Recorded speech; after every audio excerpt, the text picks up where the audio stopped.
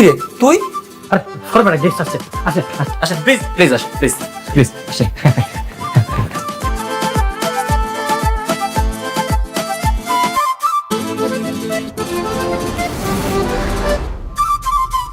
এটা আপনার বন্ধুর বাসা?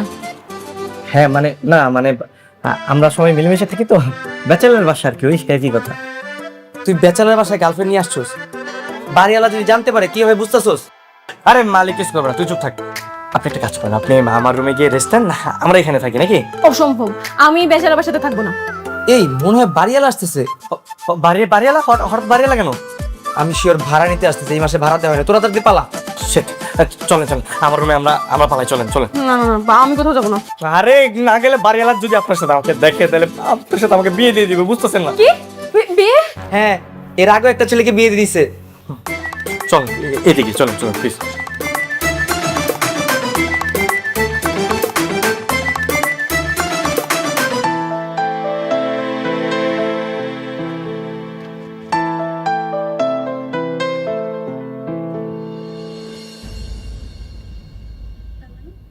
তুমি আমাকে আগে থেকে চিনতে? কি হলো, কথা বলছো না কেন? হ্যাঁ, আমি তোমাকে 3 বছর ধরে চিনি। তুমি যেখানে যাও সবসময় তোমাকে আমি ফলো করতাম। তাছাড়া ফেসবুকে যে হাইডম্যান নামে আইডিটা, ওইটা আমার, আমি ওইটা দিয়ে সবসময় তোমার সাথে ফ্লার্ট করতাম। সিরিয়াসলি? মানে তুমি আমাকে এতদিন ধরে পছন্দ করো কিন্তু কখনো বলতে পারোনি? না মানে বলতে গিয়েছিলাম, তখন শুনলাম তোমার নাকি বয়ফ্রেন্ড আছেন, তখন আমার মনটা ভেঙে গেল। বাট পরে ভাবলাম যে ওয়ান সাইডেড লাভ বলে তো একটা কথা আছে, তাই না? আমি একাকী ভালোবেসেছি। আচ্ছা sorry, I really love you.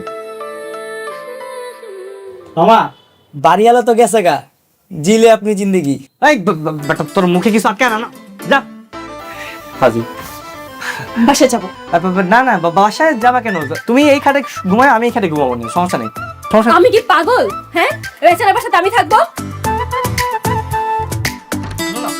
এই